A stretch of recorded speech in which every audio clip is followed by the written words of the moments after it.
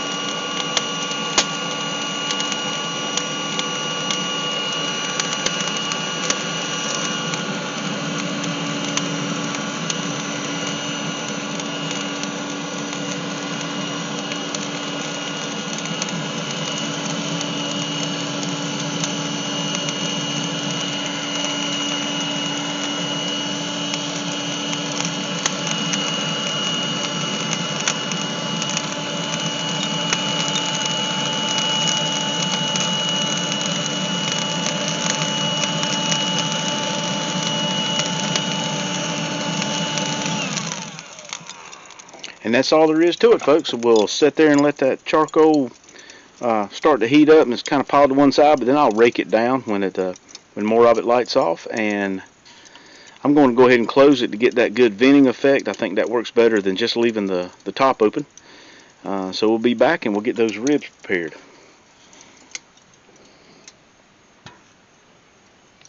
Okay, folks, so we got our grill, our egg up to temp. Took about, in the magic of filming, I was gone a second, but it took about 10 minutes. And so we're up to 225, just a little bit over, so I'm working on my vents. As you know, one of the differences between Shane and I is I control most all of my temperature from my bottom vent. I want to leave my top vent open whenever possible. I want that smoke to get out. You talk about smoking, but you can have too much smoke, and I don't like to restrict that exhaust. A lot of times you'll see grills, people will build the big cooking grills, and one of the main mistakes is they don't vent it enough.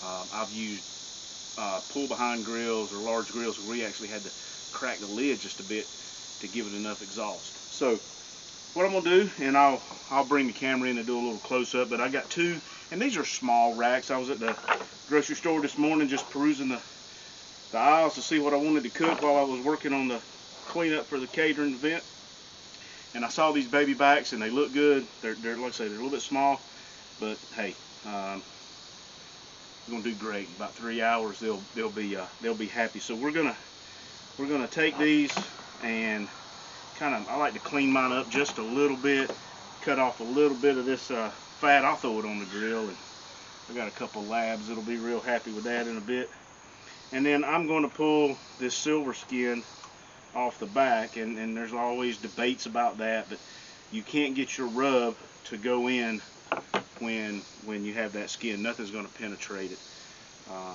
So let me do a little bit of editing here, some movement of the camera, and we'll show you how we're going to clean up these ribs.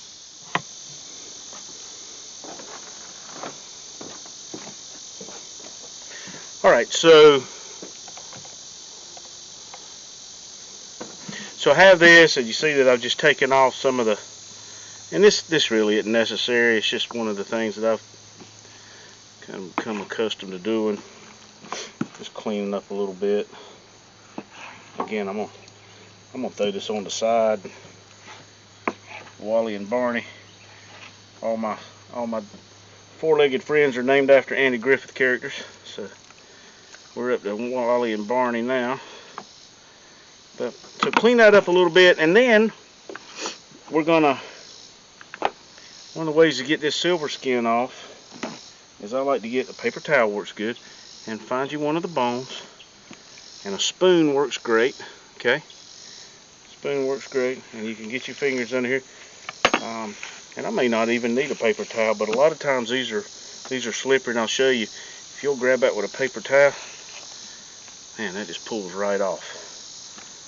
Yep, and you don't have to get every shred off or every little piece, but it does help when you're gonna put your rub on the back. And this is one of the easier ones that I've done. Sometimes it's better to be lucky than good. So let's pull that off. Again, now this little bit of fat, I'm not gonna mess with that. I'm gonna leave it on there and get that. But one thing that I have in the last few months is this Diebold's Dirty Dust. Again, this was sent to us by a company out of Nashville. The inventor of this, and there'll be a link in the description, so you guys check him out. This is, I don't know what's in it, and we've used it on a couple videos. Maybe they hadn't been posted up yet, or maybe they have by the time you see this one. But this, I'm not going to try to figure out what's in it. That's not my purpose. But I can tell you one thing. Whatever combination of stuff he put in it, it's working. I've put it on chicken. I've put it on, obviously, I put it on some pork chops, and we put it on some ribs. And these are little sample tubes that he sent me. Man, that looks good. And then I'm gonna put a little bit on the back here, and then that is it. And on the top's a little is more important than the backs for me. So you always get some on the board. Let's rub that around. And so there's our Babybacks with our Diebold's Dirty Dust dry rub on it. Our eggs up to temperature. So let's get these boys on.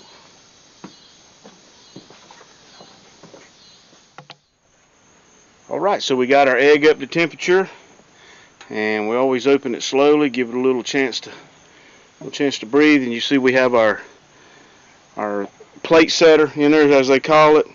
It's really a heat diffuser. Threw a little bit of tin foil on top, or aluminum foil. And so we're going to take these ribs,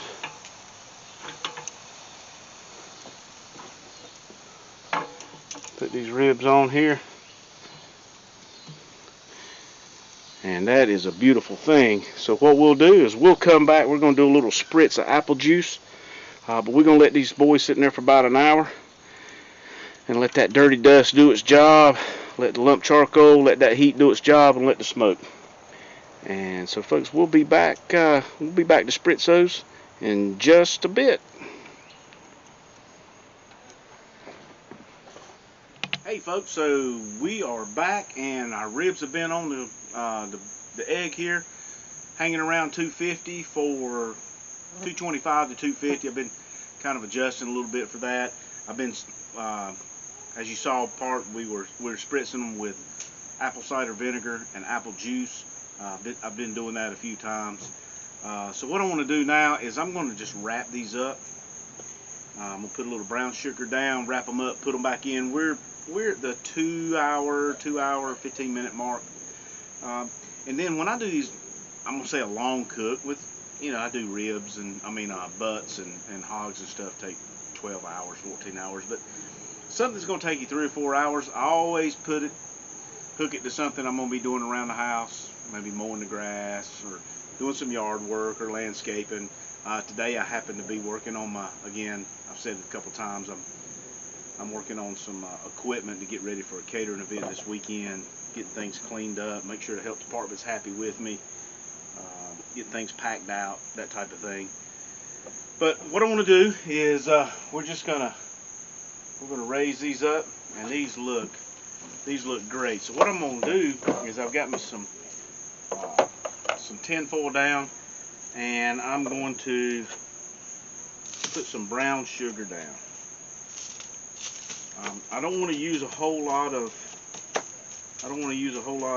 the barbecue sauce, because we did rub it with the Diebold's Dirty Dust, and I don't want to say wash out the flavors of that or overpower the flavor of that. You hear people talk about layering flavors, and I like to do that, but there's a difference in layering flavors and overpowering and destroying the flavor. So I'm gonna just put this out here.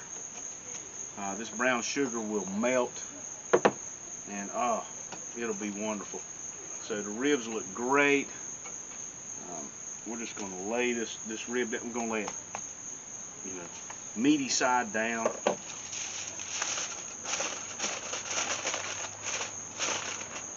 Fold this up.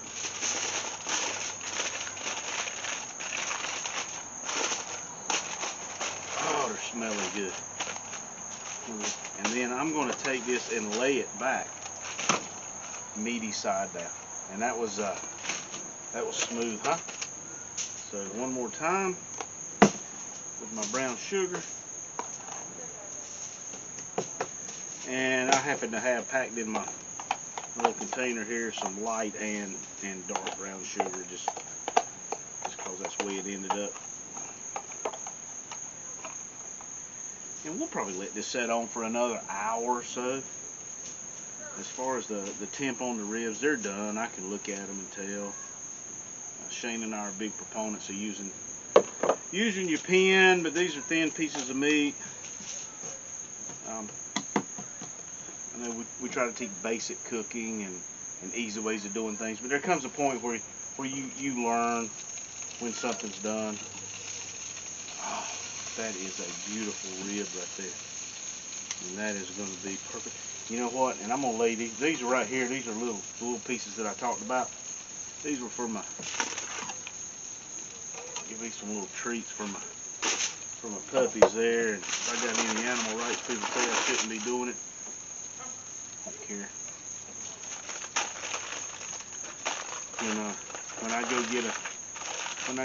When I rescue an animal out of the shelter, I promise you they have hit the jackpot. The jackpot. So got this. We're gonna let this. I'm gonna let that sit on there and smoke for a while. We're gonna keep it about 250. And we're going to enjoy some of Kentucky's finest, and listen to a little more Dead & Company, maybe a little Greta Van Fleet, one of my, well, they're a new band anyway, but I'm really enjoying them. So check both of those out, and we're going to do this, let them go to sleep for about another hour, and then folks, we're going to make some mouths happy. Alright, y'all take care. Alright folks, so we've been on here for about maybe a good hour, with our ribs that we wrapped up. Oh, wish you could smell it.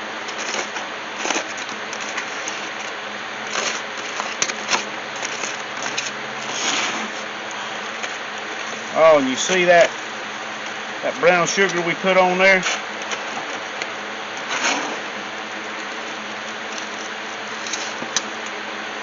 Yeah, let's get these out. Now, folks, that is a beautiful rib.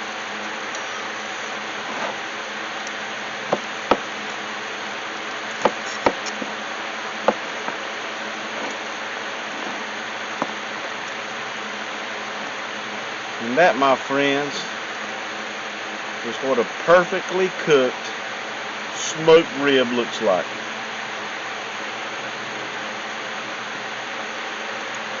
Hey, this has been another episode of Fat Off the Bone. Click the subscribe button.